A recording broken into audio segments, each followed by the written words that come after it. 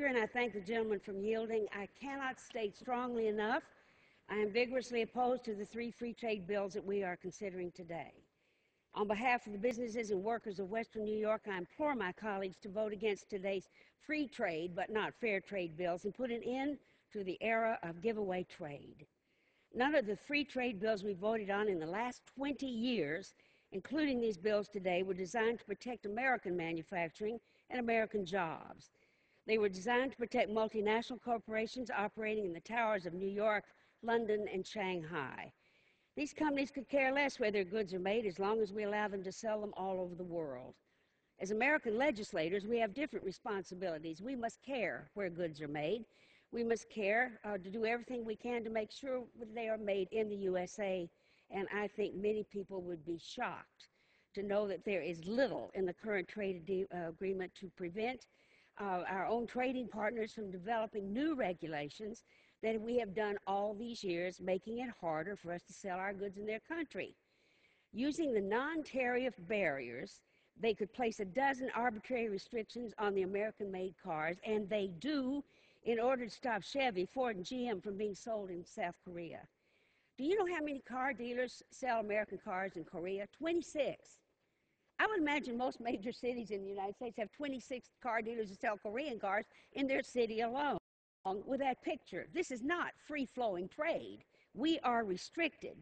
But under these proposed free trade agreements, we can't do a thing to make sure our companies are treated fairly, and they call it a good deal. Currently, the non-tariff barriers are playing a vital role in preventing the U.S.-made cars from being sold in Japan. According to the American Auto Council, for every one car that the U.S. exports to Japan, Japan exports at least 180 vehicles to the United States. That's 1 to 180. U.S. auto exports to Japan were limited to 8,000 cars last year. That's all we could sell in all of Japan. Now, the USTR says, quote, a variety of non-tariff barriers have traditionally impeded access to Japan's automobile and automotive parts market. Overall sales of U.S.-made vehicles remain low, and is a serious concern, end quote. But despite that, what they think with that hand, the government's left hand, the government's right hand, is going to sign more trade bills that do exactly the same thing. It is an action, as far as I'm concerned, that defies common sense. Instead of wasting our time voting for badly trade bills, I've introduced a bill that will legally ensure a fair playing field for American manufacturers. It's H.R. 1749.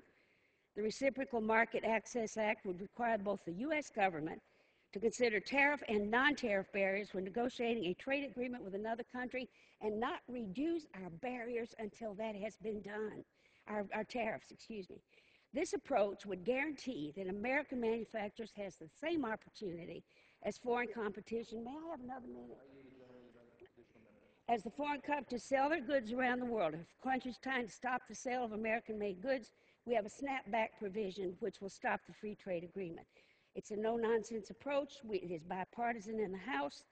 It has been endorsed by Corning, Hickey Freeman, Hart Schaffner and Marx, Globe Specialty Metals, American Manufacturer Trade Coalition, AFL-CIO, United Steelworkers, and the auto workers, even though they are the only union that will benefit somewhat by the Korean Pact.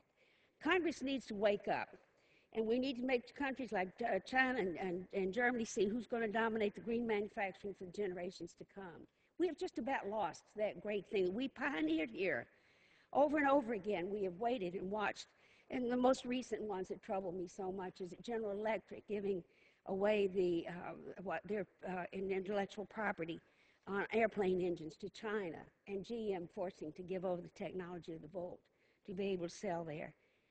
Mr. Speaker, the time's now. We're not going to maintain a superpower status as long as all we can do is give each other haircuts and serve each other dinner. We got to make things here at home so that our businesses can finally benefit from some fair trade. Yield back the balance of my time.